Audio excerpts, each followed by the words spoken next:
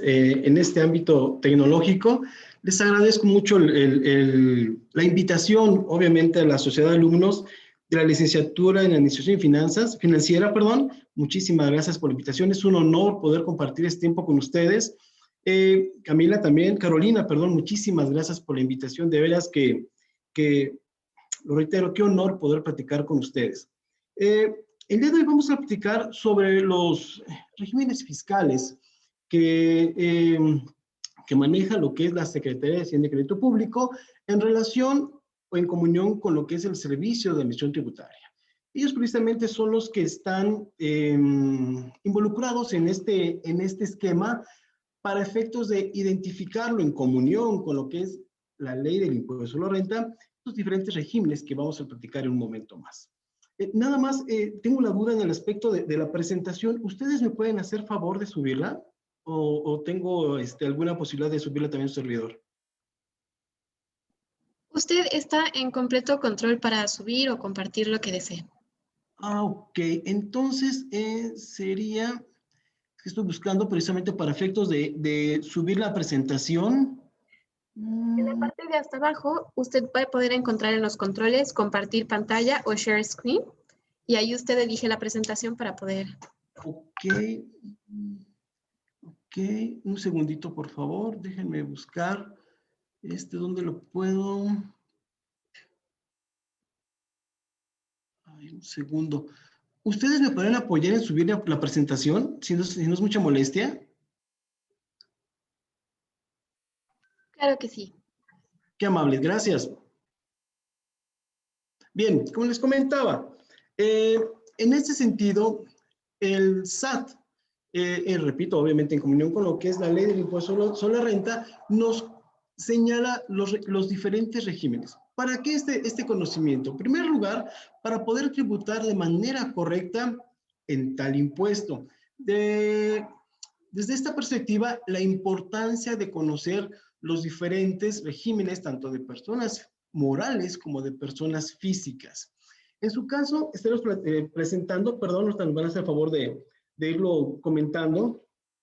Empezaremos con el régimen general de personas morales. Este es el régimen para efectos de personas morales, obviamente, de mayor importancia o en su caso el más utilizado. ¿Por qué? Porque este tipo de personas morales, conocido como general de ley, es utilizado por la mayoría de ellos, en el sentido de actividades tales como compraventa, servicios, no sé, diferentes actividades que una persona moral puede estar o se puede estar suscitando. Recordemos que esa persona moral va a estar constituida, muchísimas gracias, exacto, muchas gracias. Esa persona moral va a estar constituida precisamente, excelente. Vamos para... Ok, bien. La ley del impuesto a la renta, me regreso un poquito para que lo tengan en contexto. En los artículos, en los artículos 9 al 78 de la citada ley, empieza precisamente a platicar de todos esos pormenores de cómo van a tributar estas personas morales, repito, que le llaman general de ley.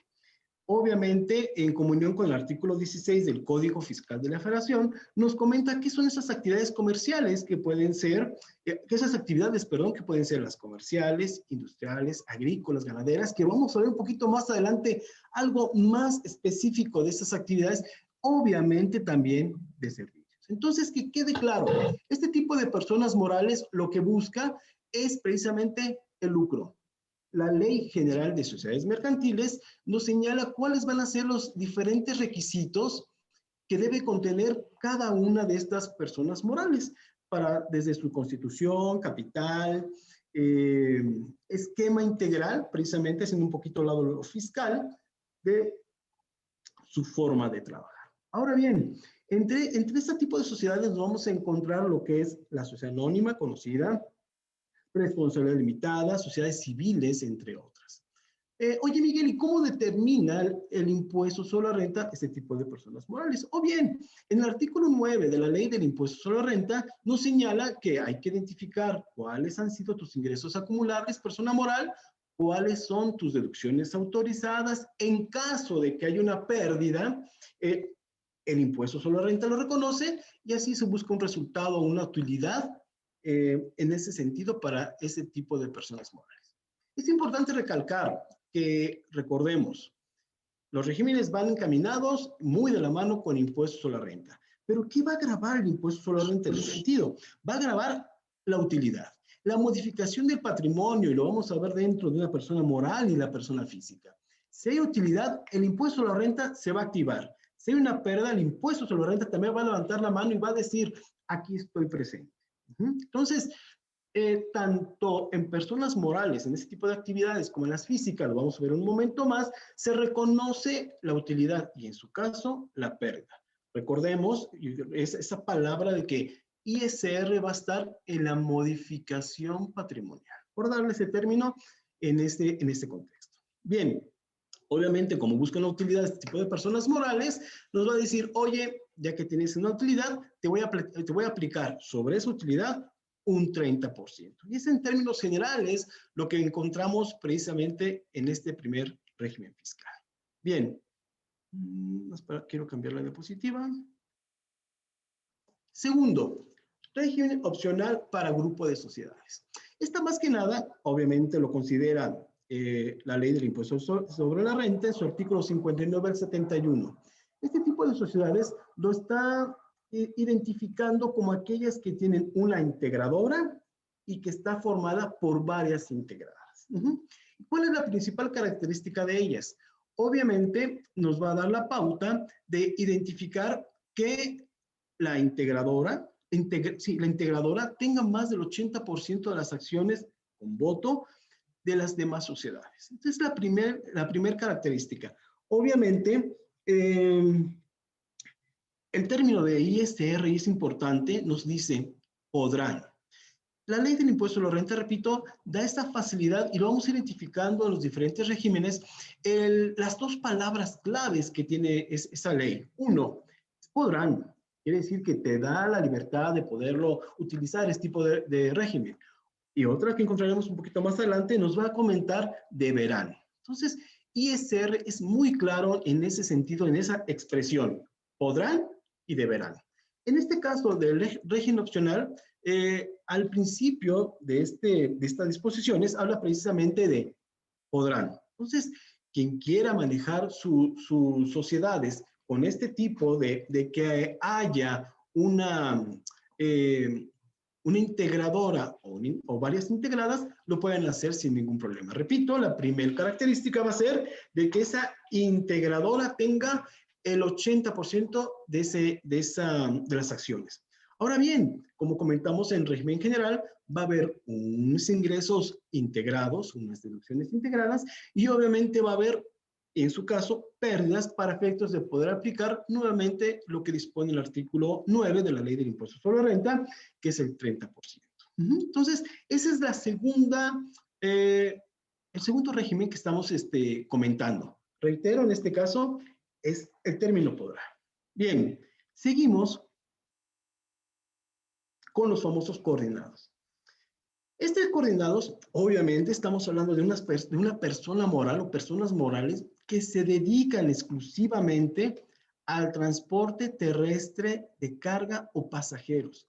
Este régimen es sumamente especial y, repito, es únicamente para esas actividades. Únicamente para esas actividades. ¿Cuál es la ventaja de estos coordinados? Obviamente, va a estar conformado por un coordinado y sus integrantes. ¿Cuál es la ventaja? Y hago la aclaración nuevamente. La ley del impuesto sobre la renta utiliza en este régimen también lo que es podrán. Si la persona moral identifica que tiene esta actividad de autotransporte, de carga de pasajeros, la ley permite, si así lo desean, utilizar este esquema, este régimen de coordinados. La pregunta es, oye Miguel, ¿y cuál es la ventaja que se tiene con general de ley, por ejemplo, de esa persona que acabamos de comentar. La principal característica es la siguiente. Se le va a dar un tratamiento como si fuese una persona. Oye, Miguel, ¿y cuál es la ventaja? La ventaja es interesante en ese sentido. Y lo vamos a ver en otros regímenes también. En este es que al aplicar las disposiciones de una persona física, se le aplica una tarifa. ¿Qué es esto? Y en ese momento lo comentamos. En el régimen general tenemos una utilidad, cualquiera que sea la utilidad, y se va a aplicar el 30%.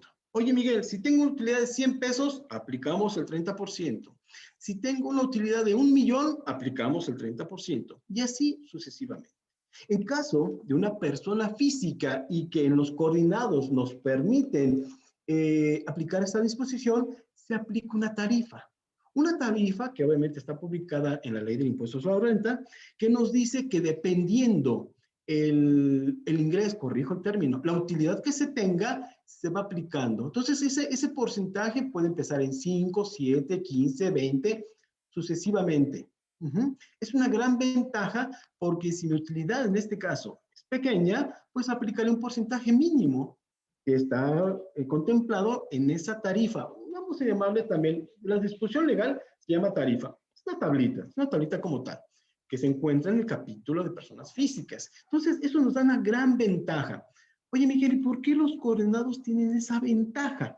Es simple. Recordemos que el transporte, o corrijo el término, que los bienes que utilizamos en el país, la mayoría, bienes de consumo, alimentos, ropa, otros bienes, son transportados en carretera. Entonces son transportados en carretera, obviamente, el camión, el tortón, el tráiler, etcétera, todo tipo de camiones de carga. Entonces, la ley del impuesto a la renta, en este caso, la Secretaría de Hacienda, repito, a través del SAT, reconoce ese punto y ¿sabes qué? Pues vamos a apoyar al transporte mexicano para que los bienes que lleguen a su destino no tengan también un aumento de precio.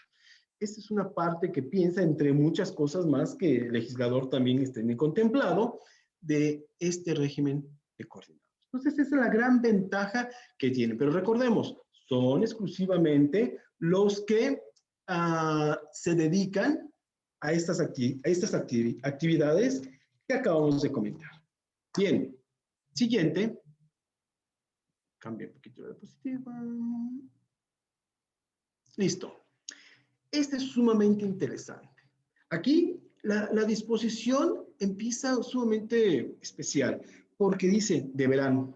Ah, caray, Miguel, ¿cómo las actividades agrícolas, ganaderas, silvícolas, pesqueras? Y el precepto legal nos hace mención que esas actividades deberán. Así es la disposición. Bien.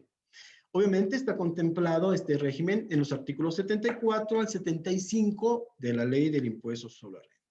Obviamente están las actividades que sean agrícolas, ganaderas, silvícolas y de pesca. Obviamente va a estar conformado por las personas morales y sus integrantes, a las que conforman en ese sentido. Obviamente sus integrantes van a ser personas físicas. Y lo vamos a ver un momento más. Ventaja. Obviamente, estamos hablando de actividades básicas, sumamente importantes para nuestra economía, para nuestro bienestar, y obviamente están agrícolas, ganaderas, silvícolas y pesqueras. ¿Qué sucede? ¿Cuál es la disposición que se tiene aquí o la ventaja de general de ley? Vamos a llamarla así, que fue la primerita que comentamos en esta plática, y nos dice, oye, ¿qué crees? Vas a aplicar lo mismo que una persona moral. Perdón, que una persona física. Ah, caray, ¿similar a coordinados? Sí, similar a coordinados. Y lo comentamos hace un momento.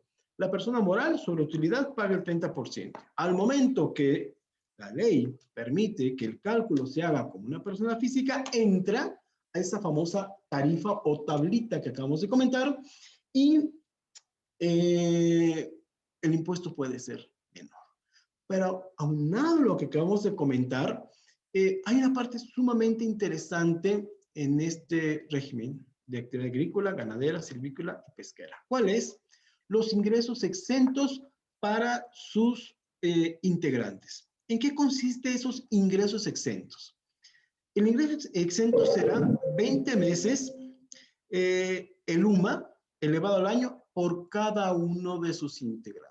Ya en la diapositiva podemos observar que es 20 veces el UMA, que ahorita para efectos de 2020 es el 86.88. Recordemos que el UMA cambia en febrero de cada año y lo multiplicamos por 365 y tenemos ingreso exento 634.224 por integrante. Oye, Miguel, si son 4 integrantes, esa cantidad lo multiplican por 4. Oye, Miguel, si son 2 integrantes, pues esa cantidad la multiplicamos por 2, dependiendo, repito, el número de integrantes. Entonces, este régimen tiene una gran ventaja. Tratamiento como si fuese persona física, aunado, repito, por la parte exenta en los ingresos que tiene por cada uno de sus integrantes. Entonces, es importante conocer este régimen. Hago una pequeña pausa y hago un pequeño paréntesis. Lo que estamos hablando desde una perspectiva particular es sumamente interesante.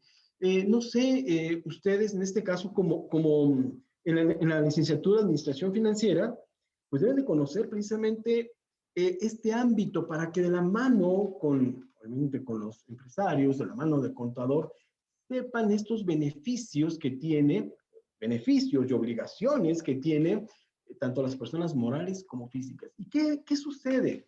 Que si conocemos estos regímenes de manera particular, al momento que se haga la inscripción de esa persona moral, de esa persona física ante el Servicio de Administración Tributaria, lo harán de manera correcta y evitarán de una otra manera alguna sanción, aunado que si no se conocen estos beneficios, en este caso particular de este régimen, se van a perder de ciertos, valga el término, de ciertas ventajas que tienen los diferentes regímenes. Entonces, este es sumamente interesante y que lo conozcan. Bien, vamos a, como comentaba, en este se habla sobre deberán. Bien, vamos a continuar con no lucrativos. Este es sumamente interesante. Este es un capítulo, un régimen que en lo personal me gusta mucho. Es interesante porque estas personas morales no buscan el lucro. Ay, caray, Miguel. ¿Y cómo que no buscan el lucro? Este régimen está contemplado precisamente en los artículos 79 al 89 también del impuesto sobre la renta. La principal característica, no buscan lucro. Entre otras, nos vamos a encontrar las asociaciones civiles, los sindicatos, las cámaras de comercio, instituciones de beneficencia, partidos políticos, la federación, estados, municipios. Son instituciones o son personas morales, son entes que no buscan el lucro. Y ejemplos son sencillos. Vamos a pensar la Cruz Roja, bomberos, Casa Hogar, la Asociación de Colonos, diferentes entes, repito, que no buscan el lucro. Aquí, en esta disposición, en este régimen, hay una situación, un término muy particular. La primera es que, obviamente, estas personas morales no buscan el lucro, estamos totalmente de acuerdo, pero sí la ley del impuesto sobre la renta maneja, o en su caso, obliga a que tengan ciertos requisitos. ¿Y por qué hablo de esos requisitos? Porque obviamente van a tener ingresos, sea apoyos, sean donativos, etcétera, van a tener también gastos. Lo que pide en este capítulo, la ley del impuesto sobre la renta, en el caso del legislador, lo que pide es que haya un control estricto sobre esas personas morales, que no tienen lucro, que no buscan ese beneficio de lucro. Ahora bien, como vimos en los diferentes regímenes anteriores de personas morales, existe la palabra utilidad. En este caso, en este régimen, esta palabra no existe. Se le llama remanente distribuido.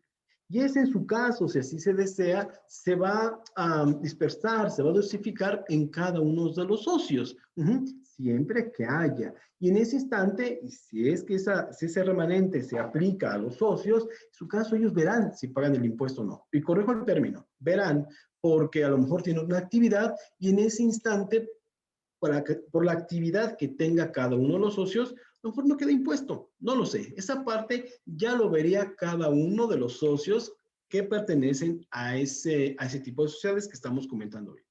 Lo importante es identificar que la persona moral que no busca lucro no tiene utilidad.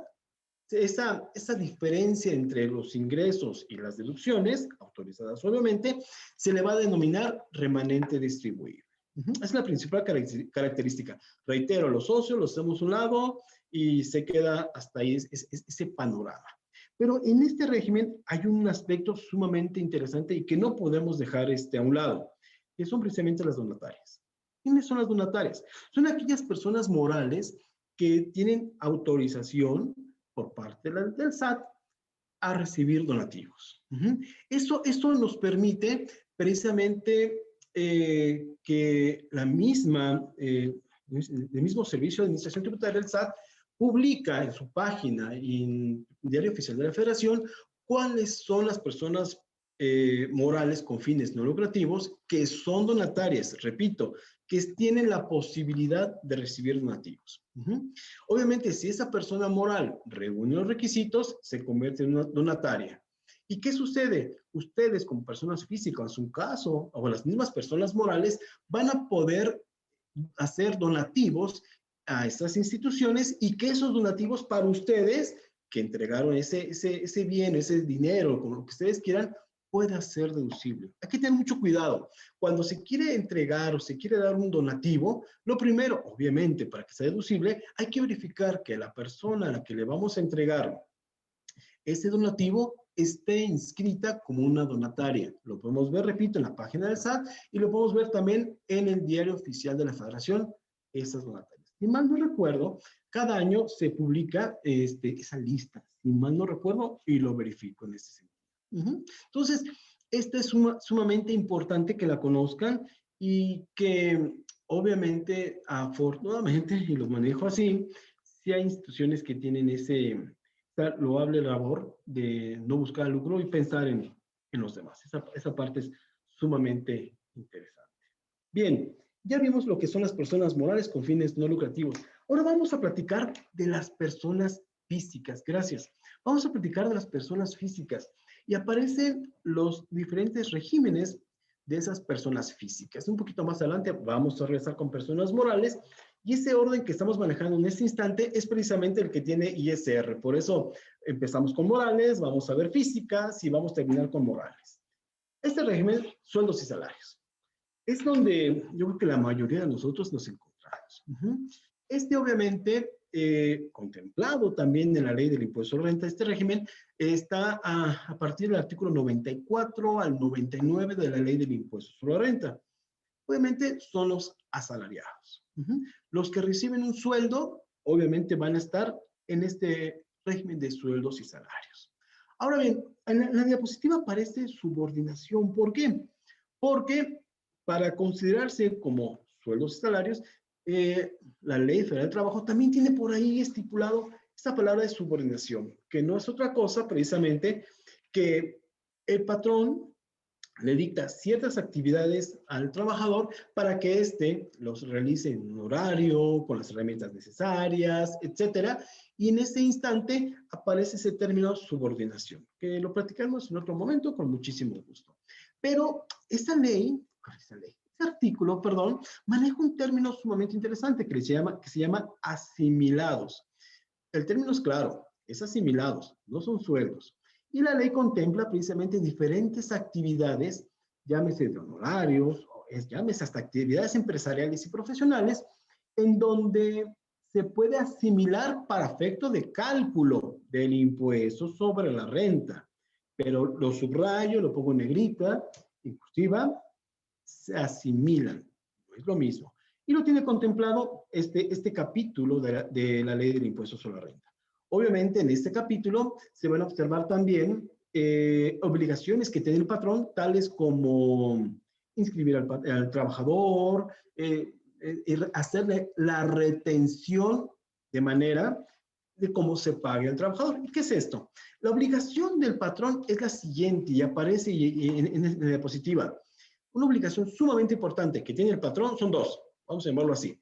Inscribir al trabajador y hacer la retención correspondiente. ¿Qué es esto? Que el patrón al momento que le dice, oye Miguel, aquí está tu salario. Muy bien, 100 pesos. Oye, permíteme, no van a ser 100 pesos porque te voy a retener 10 pesos, que es el impuesto que te corresponde, Miguel, y que se lo voy a dar a la autoridad a tu nombre. En este caso, Miguel no va a pagar el impuesto él, lo va a estar pagando el patrón vía retención y que dice, SAT, te entrego estos 10 pesos que son de Miguel. La misión o la labor del patrón siempre va a ser la de retenedor. Reitero, el impuesto es del trabajador. Bien, pero hay otra obligación que va a tener es precisamente inscripción y la retención. Y el trabajador, ¿cuál va a ser su obligación? Pues va a ser precisamente que le dé toda la información necesaria al patrón para que éste pueda realizar la inscripción correspondiente. Obviamente, al régimen que le corresponde. ¿Sale, vale? Esa es la de sueldos y salarios. Vamos a ver la siguiente, por favor. La siguiente viene siendo las personas físicas con actividad empresarial y profesional. En ellas nos vamos a encontrar cualquier actividad empresarial que hace momentos señalamos. Hace muchos años, paréntesis, un poquito de historia, estas dos regímenes estaban separados. Había una actividad empresarial y otro que se llamaba honorarios. Y la historia nos manejó eso y ahorita en la actualidad estos dos regímenes los juntan y dejan un solo capítulo para efectos del impuesto a la renta. En este se encuentra precisamente actividades que maneja igual que una persona moral, es lo mismo, comerciales, industriales, servicios, etcétera. Oye, Miguel, ¿qué crees? Fíjate que tengo un servicio de jardinería. Ah, bueno, puede ser una actividad empresarial y profesional. Oye, Miguel, fíjate que me dedico a la construcción. Perfecto. ¿Y eres persona física? Cabes perfectamente en este régimen sin ningún problema. Bien. Pero aquí maneja uno que le llaman profesionales. Está de la mano. ¿Por qué está de la mano? Lo vamos a comentar un momento más. En este caso, los profesionales es cuando se cuenta con un título. Ejemplo, si hablamos precisamente de un licenciado en administración que tiene su buffet, que tiene su despacho, presta un servicio, ok, puede caber perfectamente en este régimen, pero como una actividad profesional. Oye, fíjate que es médico. Perfecto, puede caber perfectamente en este régimen como una actividad profesional, pero dentro de este régimen. Oye, Miguel, fíjate que soy abogado. ¿Puedo estar en él? Perfecto, debe estar en él sin ningún problema. Entonces, hay que identificar lo que es la industria, lo que es agrícola, lo que es ganadera, para una persona física también, y lo que es una actividad profesional. En este no hay límite de ingresos. ¿Y por qué lo menciono? Porque en la siguiente diapositiva hay un tope y vamos a comentarlo. En este no hay ningún tope. Puede tener los ingresos que sí quiera el contribuyente y puede seguir como actividad empresarial y profesional. No hay tope o límite de ingresos sin ningún problema. ¿Cuál va a ser su mecanismo? Va a ser ingresos, mecanismo para el cálculo de impuesto. Hago la aclaración.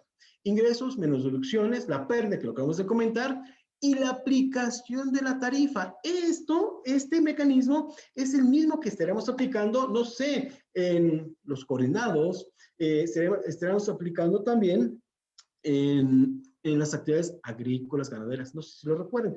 Este esquema de cálculo de impuesto se puede ir a esos coordinados, como lo comentamos, o en su caso también a los que tengan esta actividad, repito, de agrícola, ganadera, silvícola, como tal. ¿Sale? Entonces, va en ese sentido. Ok, vamos a ver uno. Es un régimen también interesante que ha tomado un poquito de auge y que aún no lo conocemos. Un poquito de historia también. Este es el famoso RIF.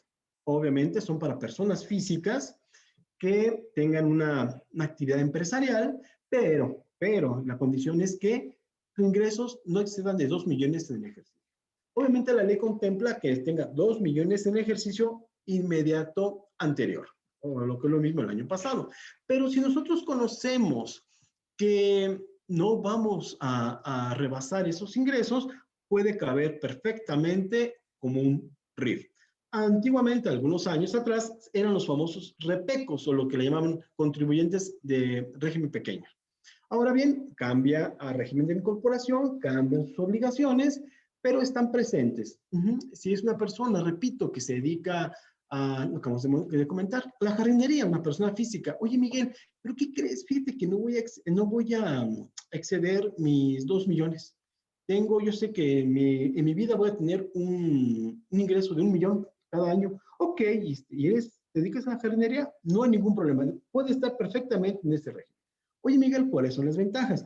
Obviamente se han publicado diferentes ventajas, tanto en ISR como en IVA, como en IEPS, en su caso que tenga las obligaciones de contribuyente, tales beneficios. Repito, y obviamente también viene por ahí una tablita, un poquito especial también para ellos, con ciertos beneficios y que los pagos son bimestrales. Ellos no tienen la obligación de presentar una declaración anual como tal, pero está considerando. Ahora bien, si ese contribuyente, esa persona física va a empezar en ese régimen, inicia con una extensión del 100%, siguiente año va a ser un 80%, siguiente año un 60%, entonces le van, vamos a llamarla así, perdonando el ISR por los primeros ejercicios. Repito, ya al final ya estará pagando su impuesto sobre la renta de manera completa. Entonces, interesante también este régimen.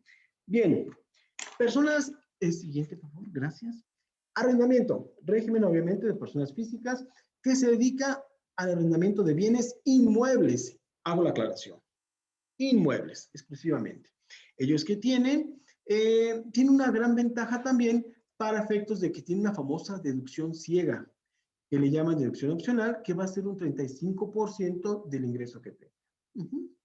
Esa es una gran ventaja, repito, que tienen esas personas físicas que, oye, pues que realmente no tengo gastos, ¿qué puedo hacer, Miguel? Bueno, aplica esa deducción ciega en términos coloquiales, términos legales, es la deducción opcional de un 35% y existe en ese sentido. ¿Bien? Seguimos. Estaríamos, perdón, de enajenación de bienes. Igual, personas físicas. Estos se encuentran contemplados en los artículos 119 al 129. Precisamente habla sobre enajenación de bienes. Obviamente, enajenación de bienes cuando mi actividad no sea para ello. Y voy a poner un ejemplo. Si tengo una actividad, soy una persona física que me dedico precisamente a vender bodegas. Esa es mi actividad. Yo como persona física vendo bodegas. Obviamente mi actividad es venta de bodegas y voy a estar en el régimen de actividad empresarial y profesional. Pero ¿qué crees? Miguel está por sueldos y salarios y va a vender su casa. En ese instante, ¡pum!, se va a activar precisamente este capítulo de enajenación de bienes porque Miguel, su principal actividad no es vender casas o bodegas, su principal actividad es sueldos y salarios, pero en este caso tiene una situación diferente, por llamarlo así. En ese instante, ISR levanta la mano y dice, oye, ¿vas a vender ese bien inmueble? Yo te voy a decir cómo vas a calcular y te voy a decir cómo todo el esquema para que pagues de manera correcta. Cabe señalar que esto, cuando son ese tipo de actividades, y obviamente ahorita manejamos las acciones, yo no voy a darme de alta, y eso hay que hacer la aclaración, en ese régimen, porque yo no sé realmente qué vaya a pasar. Oye, Miguel, si va a ser tu actividad de manera constante, pues no vas a estar en el capítulo o en el régimen de enajenación de bienes, vas a estar en la actividad empresarial y profesional. Entonces, el SAT considera que cuando se tiene, no hay necesidad de estar o dar de alta la obligación o el régimen de esta actividad. Repito por lo mismo, perdón, que puede ser totalmente esporádico. Entonces, en esa parte lo tiene considerado. Ahora bien, en este mismo capítulo consideran lo que es enajenación de acciones. Sumamente importante porque interviene lo que es el famosísimos y muy queridos, se aprecio mucho, los contadores públicos registrados o los contadores públicos inscritos. Ellos verifican precisamente que en el momento que se enajenen las acciones, el valor que se dé en esa enajenación sea la correcta. Y es una labor sumamente interesante, repito, así que apoyo y quiero mucho a los colegas, a los CPI, a los contador público inscrito, contador público registrado, hacen esa labor sumamente interesante. Repito, este régimen no hay la obligación de estar inscrito. Razón, y lo comenté en su momento, puede ser esporádico. Bien, seguimos. Siguiente régimen.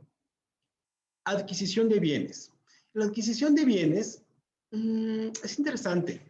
¿Por qué? Y hago otra vez ese paréntesis. Hago ese paréntesis porque ISR va a aparecer, repito, cuando se sufra una modificación patrimonial. Así definitivamente. Y siempre ISR va a levantar la mano. Oye, Miguel, vendiste esto y el ISR levanta la mano. Aquí estoy presente. Oye, tuve una pérdida. ISR va a estar presente. Cualquier modificación que se tenga, ISR va a estar presente. Y este llama la atención. Oye, Miguel, ¿por qué voy a pagar un impuesto sobre una adquisición de un bien si lo estoy comprando, no lo estoy vendiendo? ISR lo reconoce y en el sentido siguiente. ¿Qué puede ser como una adquisición? Una donación que yo reciba. Que quede claro, a lo mejor yo no soy donataria, ni mucho menos, pero recibo una donación. En ese momento cambia mi patrimonio e ISR levanta la mano. Tesoros. ¿Qué creen? Me encontré un tesoro. Hay otros mecanismos, obviamente. Pero me dice, ¿sabes qué? Me encontré un tesoro. ¿Cambió mi patrimonio? Sí. ISR, levanta la mano. Oye, Miguel, si encontraste un tesoro, págame. Adquisición por prescripción. A lo mejor un bien inmueble por ahí, un bien mueble puede ser, que entre en ese sentido y que el bien ya sea mío. Pues en ese instante, si ese bien ya es mío, cambio mi patrimonio e ISR va a estar presente. Construcciones e instalaciones en beneficio del propietario. ¿Qué es esto? A lo mejor estoy rentando una bodega. La persona que está en esa bodega le pone una sala, le pone un comedor, le pone una cocina, deja la bodega impecable. Bueno, mi bien que yo estoy rentando incrementó de valor. En ese instante, ¡pum! ISR levanta la mano y dice, ¿qué crees? Estoy presente. Por eso nace o por eso existe este régimen de adquisición de bienes. Repito, el SAT también reconoce que no hay la obligación de estar inscrito. ¿Por qué? Porque va a ser una actividad esporádico, igual que el que vimos hace un momento. ¿De acuerdo? Bien, seguimos. Intereses. Si me dice el SAT, nos adelantamos un poquito antes. Intereses, gracias. Nos dice, oye, ¿sabes qué? En este caso, sí nos pide el SAT que estemos inscritos cuando recibamos intereses. Oye, Miguel, ¿cuándo voy a recibir intereses? Cuando tengas alguna inversión. ¿Tienes una inversión? Obviamente, te vas a inscribir o vas a dar de alta esa obligación, ese régimen, la vas a dar de alta ante el SAT porque vas a recibir intereses. Que quede claro, nos vamos a encontrar un interés nominal, que es el que se pacta entre una institución bancaria, vamos a pensarlo así, y que se pacta, repito, la institución bancaria con el particular o con el beneficiario. Pero aparece también un interés real, que es cuando la inflación también levanta la mano, dice, ok, voy a estar presente para ver si ganaste o perdiste con el interés que te están dando, comparándolo versus inflación. Entonces, por eso tenemos un ingreso nominal y por eso tenemos lo que es un interés real.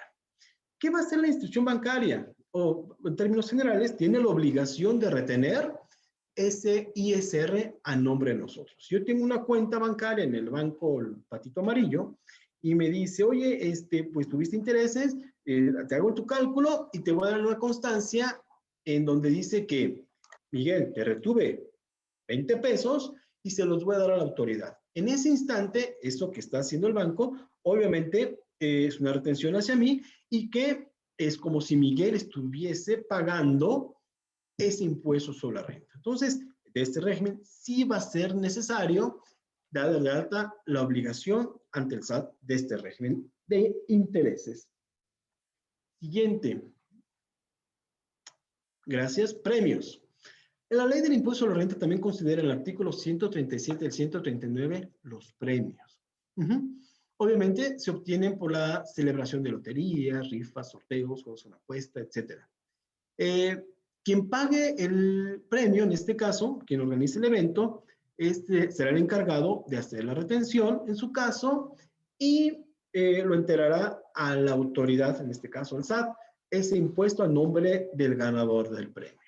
La tasa puede variar. ¿Por qué? Porque en este aspecto de premios, En este caso, y hablando de Querétaro en particular, el Estado de Querétaro, el gobierno del Estado de Querétaro, a través de lo que es la Ley de Hacienda, tiene estipulado un capítulo precisamente para premios, en donde aparecen juegos por apuestas, sorteos, etcétera, en donde identifica precisamente tanto al que organiza como el que gana el premio, y lo tiene estipulado, repito, hablando en términos estatales, en la Ley de Hacienda del Estado de Querétaro. Entonces, en ese momento, dependiendo de ello, es el impuesto, perdón, o la tasa que va a manejar la federación, que repito, puede ser del 1% o al 21%.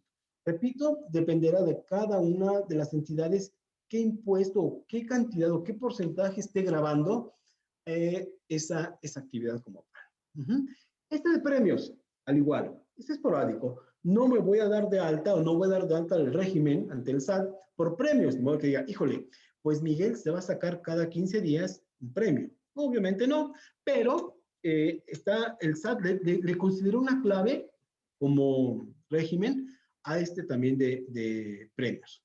Lo comentamos, lo que fue enajenación de bienes, lo que fue adquisición y este de premios son regímenes que el SAT, repito, tiene hasta una clave específica para el régimen, pero no obliga a darlo de alta. Repito, porque son actividades, y lo acabo de comentar, y perdón que lo señale tanto, esporádicas.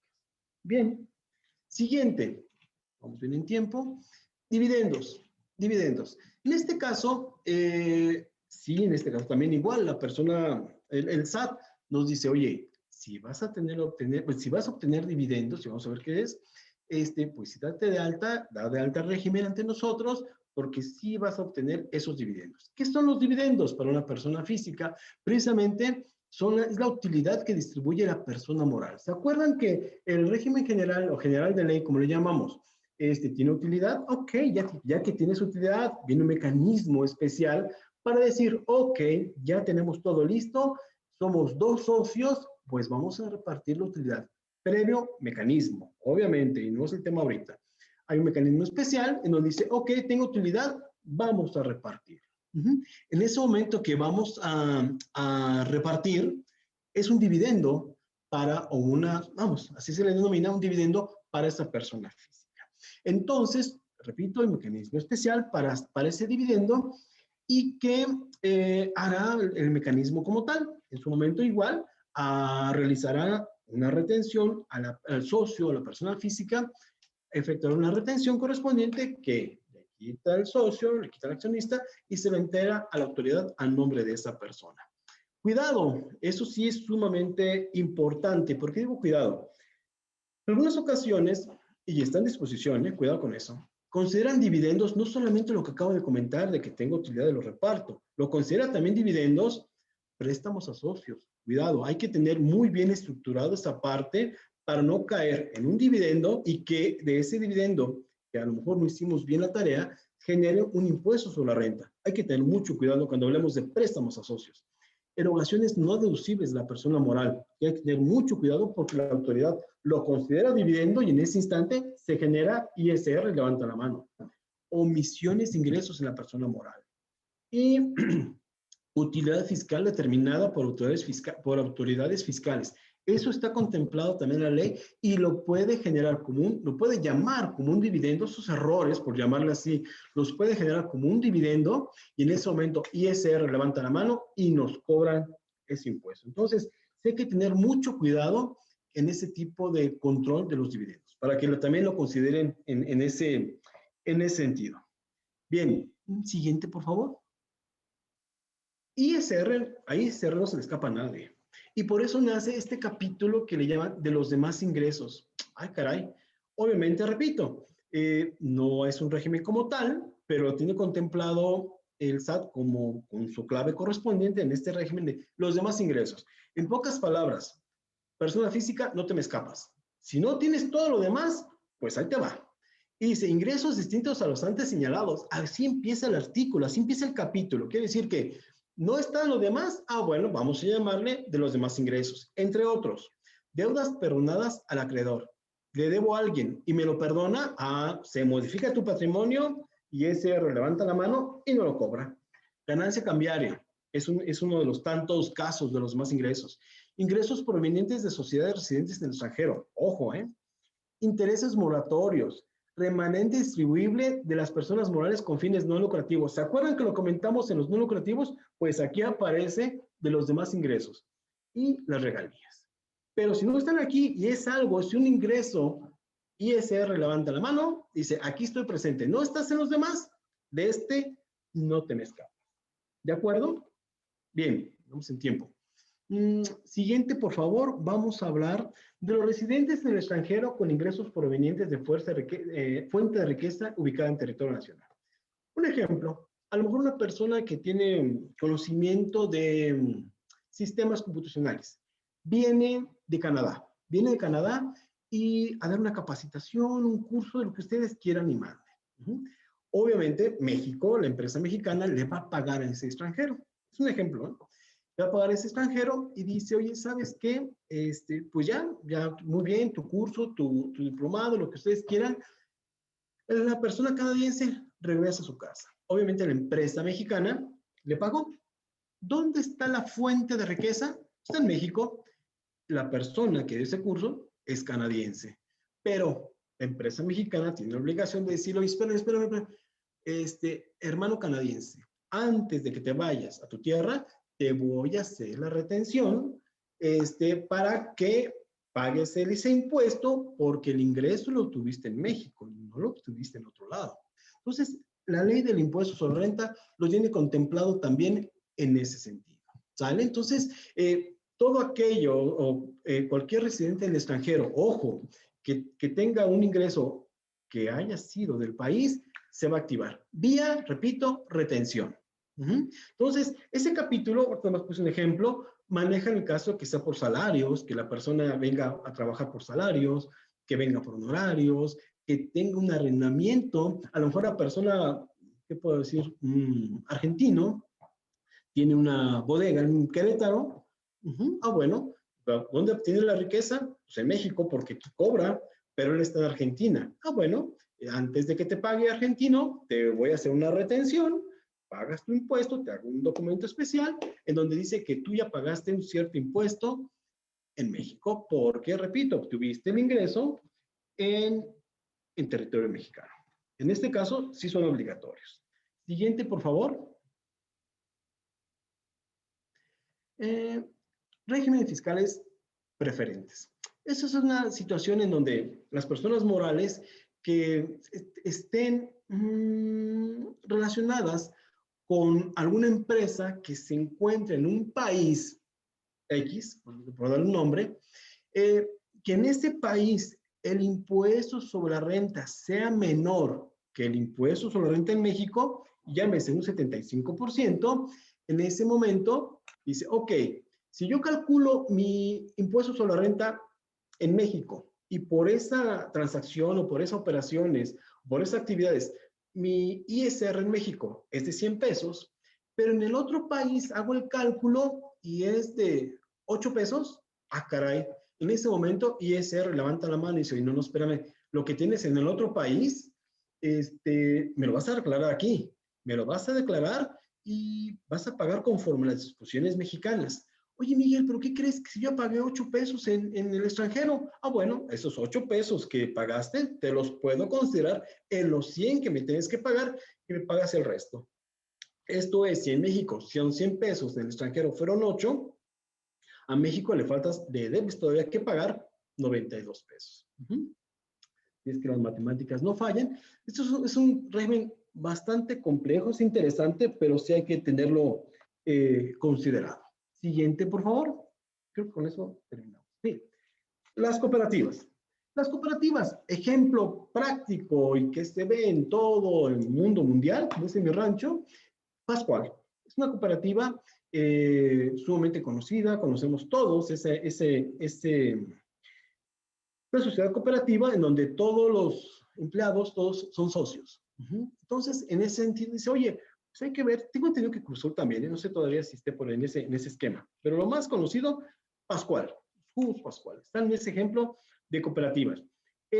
Ventaja que tienen, obviamente, lo que hemos comentado en otros regímenes, su tratamiento fiscal va a ser como si fuese una persona física. Lo mismo, se va a aplicar esa famosa tarifa, esa tablita que beneficia al momento de determinar el impuesto.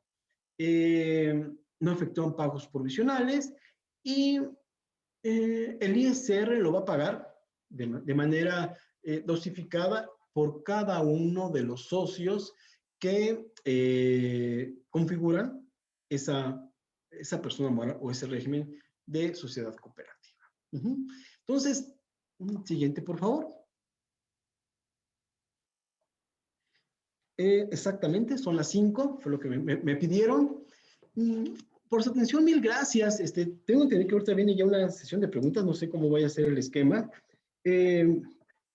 Para efectos de si alguna inquietud, le estoy dejando mi correo con muchísimo gusto. Si algo no lo sé, lo investigamos.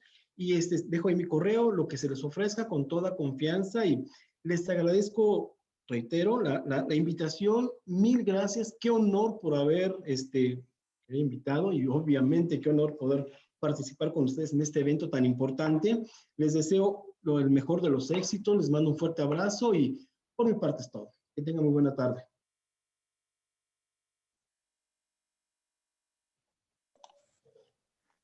Muchísimas gracias, contador. Y sí, Muchas gracias. Gracias a ustedes, muchas gracias. Bueno, primero que nada le queremos dar las gracias de parte de los organizadores y asistentes. Realmente fue una plática muy enriquecedora para la mayoría de nosotros. Quizás temas considerados un tanto básicos, pero realmente ignorados por parte de la sociedad en general en nuestro país. Antes de dar las lecturas a las preguntas, informamos a los asistentes que estén interesados en obtener su constancia de participación del Congreso Nacional Valor Límite. En el chat encontrarán el link de registro para las unidades de participación.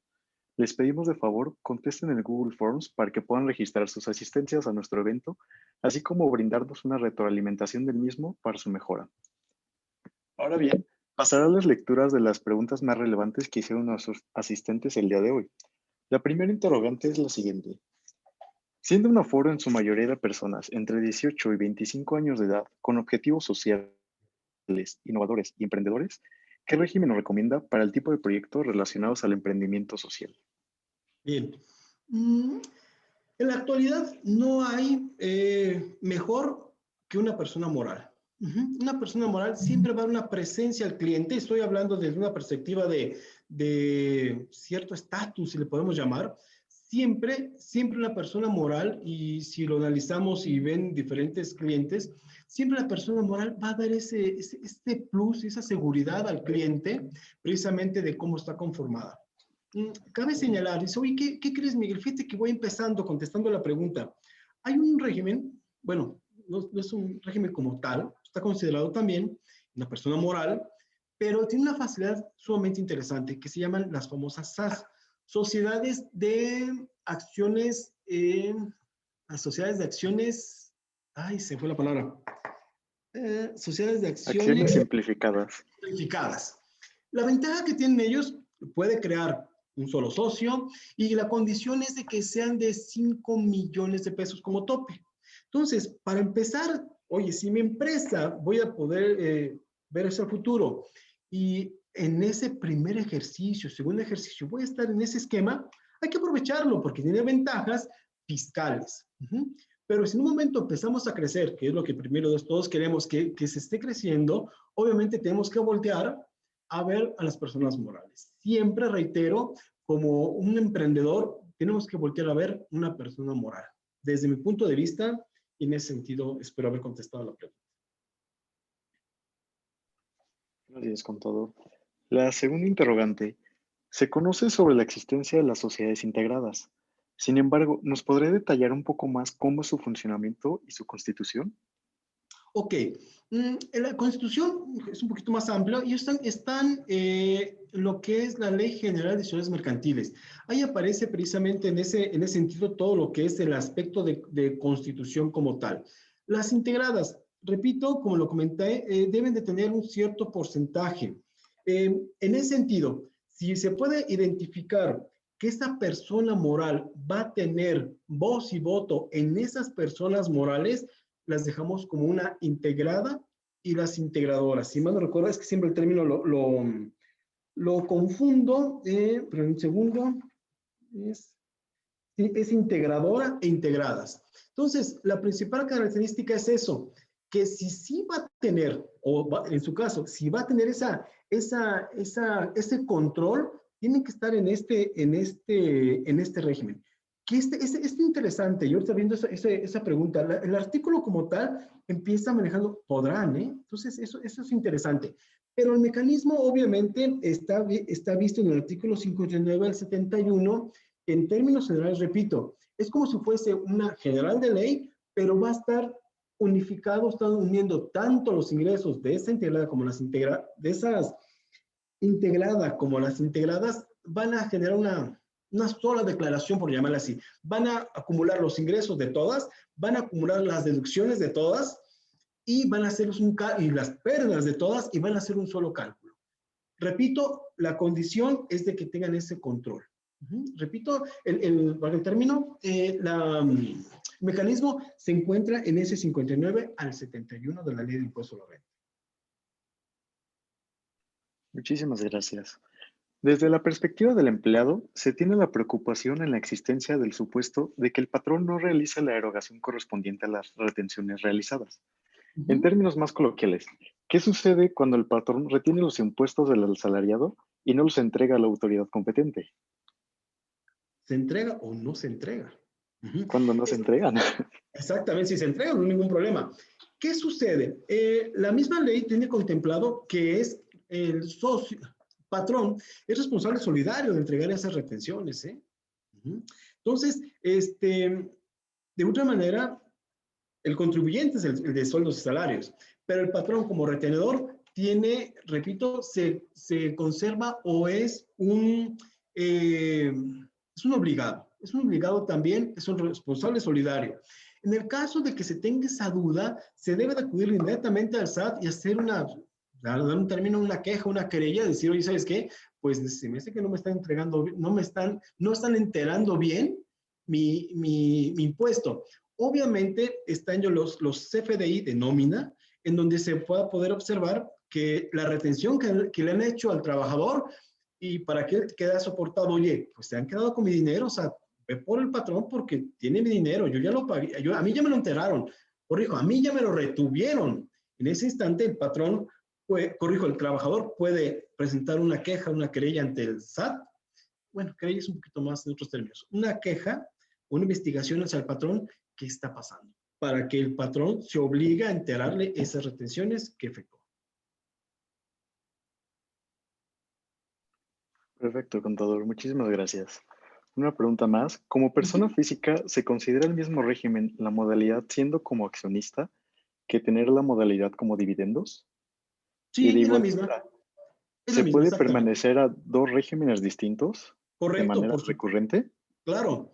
En personas físicas se puede tener el régimen de sueldos, se puede tener el de actividad empresarial, se puede tener el de arrendamiento, se puede tener el de dividendos, se puede tener intereses. Por supuesto, aquellos que sí son recurrentes, la persona física los puede tener en todo sentido, excepto no puede existir una actividad empresarial con un RIF. Eso sí no lo permite.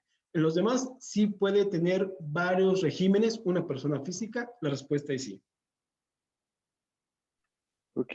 Y una pregunta que nos acaban de enviar los asistentes. Si se Sí. tienen los ingresos por venta en línea y se está registrado como una persona física, de todos modos el ISR sería de igual manera, ¿correcto? Ok, ajá. Es correcto.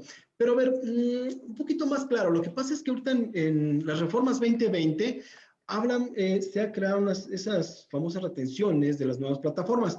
Pero un poquito más, a ver, esa pregunta me llamó la atención. ¿Me Sí, la puedo repetir realmente, nuevamente? sí, se la puedo repetir. Sí, por favor. Dada la situación actual, pues muchas personas migraron a realizar sus ventas en línea para pues, poder permanecer teniendo ciertos ingresos de manera recurrente. Ok. Si yo estoy registrado como una persona física y hago las ventas de mi negocio en línea, de todos modos mi ISR se calcula de igual manera de acuerdo a mi nivel de ingresos. Ah, claro, sí es correcto. Sí, en ese sentido, lo que sucede es que, voy a poner el ejemplo, voy a vender una pluma y lo voy a vender por Mercado Libre. vamos a llamar, valga el gol, lo voy a meter por Mercado Libre, obviamente ya ese bien va a tener un IVA, va a tener ciertos conceptos que esa persona que lo está vendiendo lo va a tener que enterar a la autoridad. Por supuesto que sí. Y precisamente hay una actividad todavía que que se está viendo precisamente para las plataformas de la reforma del año 2020. Se está viendo, ya se está en ese sentido que se espera que haya un cambio para el régimen para el 2021, que hay un cambio en ese tipo de plataformas. No un cambio, sino unos ajustes, porque entró en vigor junio, julio de este año. Entonces, pensamos que sí va a haber algunas reformas por ahí. Pero regresando a la pregunta original, claro, si es un ingreso, lo puedo vender en físico, lo puedo vender en línea, se activa y es un ingreso para mí. Así es. Obviamente, reitero, se activó también IVA, ¿eh? Y ese IVA, lo mismo. Hay que, lo cobro y se lo tengo que enterar a la autoridad. Perfecto, contador. Muchísimas gracias. Creo que estas tienen las preguntas más relevantes que ha tenido nuestro Perfecto. público. Muy Y bien. realmente podemos abarcar demasiados temas. Le agradecemos una vez más por su tiempo y su disposición para poder colaborar con nosotros. Ahora bien, le voy a hacer la palabra a mi compañera Daniela para poder hacerle entrega de un reconocimiento. Muchas gracias. No, Miguel. Te agradecemos ampliamente por tu disposición de estar aquí con nosotros y por dar esta excelente conferencia. Estamos seguros que ha sido de gran valor para todos los asistentes y es por eso que queremos presentarte este reconocimiento. Muchas gracias. Es padrísimo, muchas gracias.